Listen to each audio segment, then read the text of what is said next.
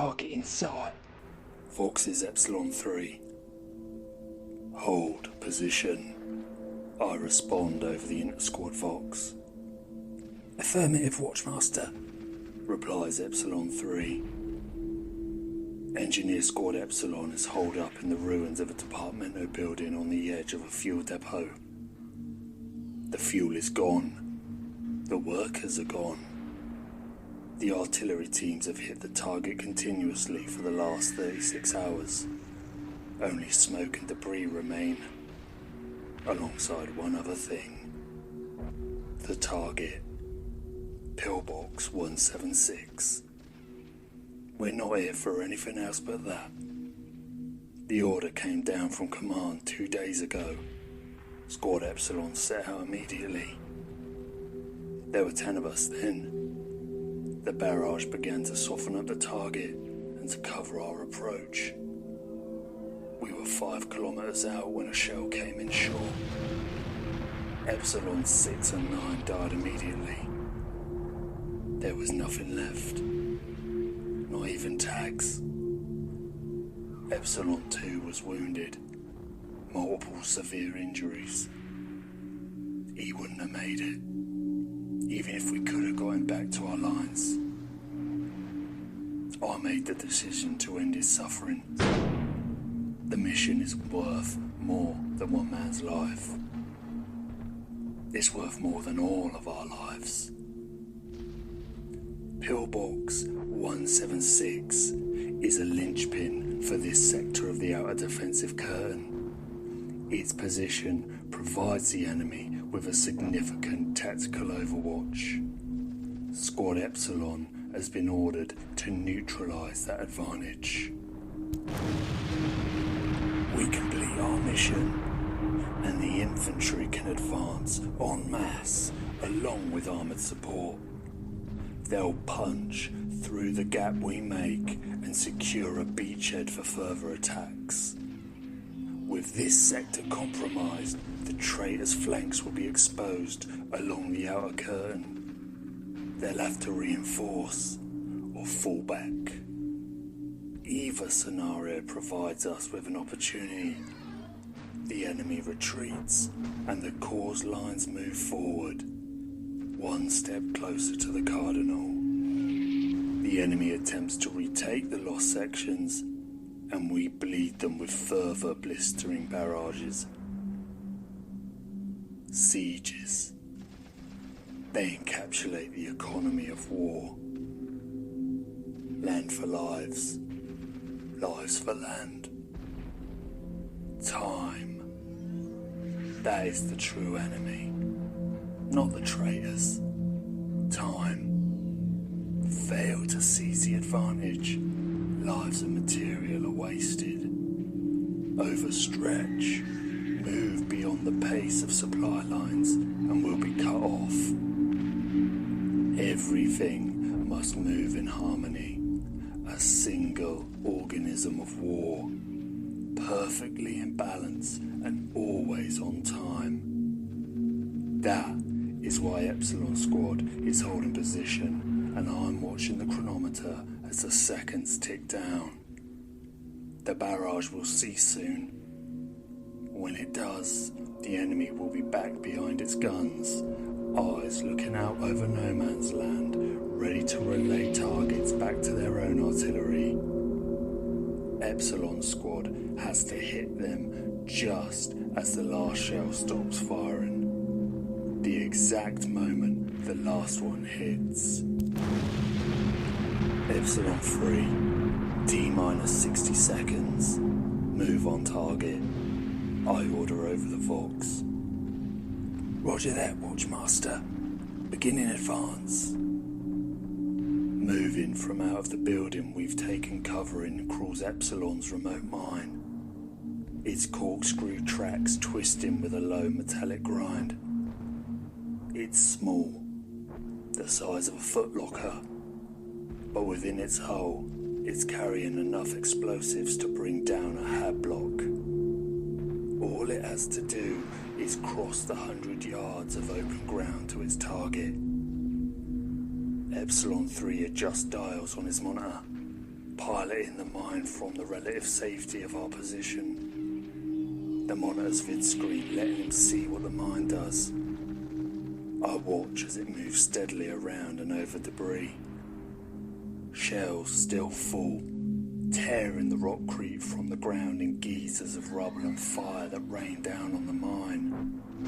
I feel the ground tremble every time a shell hits, and I pray to the Emperor a shockwave doesn't trigger the device prematurely. T-minus 30 seconds, I vox to Epsilon 3. Roger, he replies, the tension clear in his voice. He understands what's at stake. The mine carries on. It's barely 20 yards away when it lurches to a halt. Emperor, damn it! I hear Epsilon 3 curse. Situation report, I order over the vox. He's stuck, responds Epsilon 3. I look at the squad, then to my chronometer. There's no time. 5 and 8, get out there and move it into position, I command. Affirmative, reply both the engineers. Gripping their shotguns tightly, they dash from cover towards the stranded mine. The two engineers sprint through smoke and shrapnel, crossing the distance as fast as they can, heedless of the chaos erupting around them. Epsilon 5 stumbles and falls. Epsilon 8 continues on, reaching the mine and pushing it the last 20 yards to the pillbox. I check my chrono.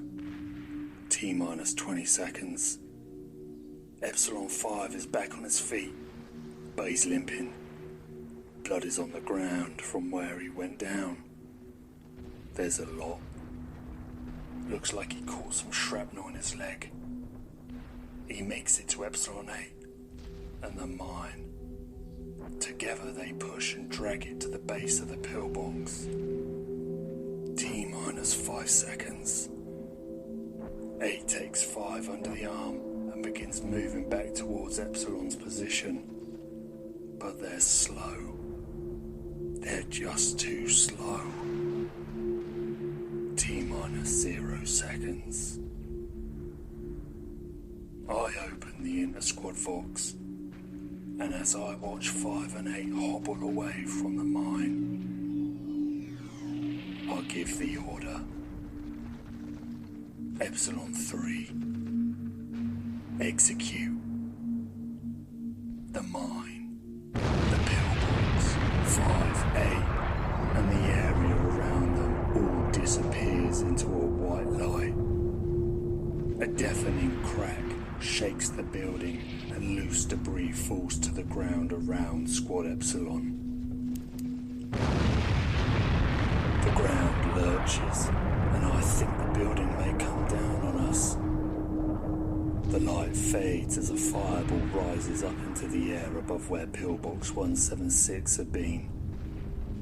Chunks of rockcrete and plasteel rain down onto the ground as I survey the result of the mine's detonation. A crater large enough to swallow a baneblade sits where the pillbox had been.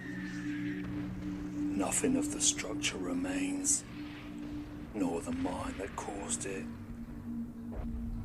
As for 5 and 8, there's no sign. Squad Epsilon, move in. Secure the crater, I vox. As one we move, shouldering shotguns and dashing across the open ground. I scan for targets, but all I see is smoke and fire. Coming to the lip of the crater, I look in. The mine has done its job. Not even the pillbox's foundations have survived. Epsilon 4, I start to say when something metallic catches my attention laying on the ground. I stoop down and pick it up. Even through my combat gloves, I can feel the heat radiating from it. Dog tags. Scorched and blackened, I wipe the soot away. Epsilon 005 Sigma Epsilon.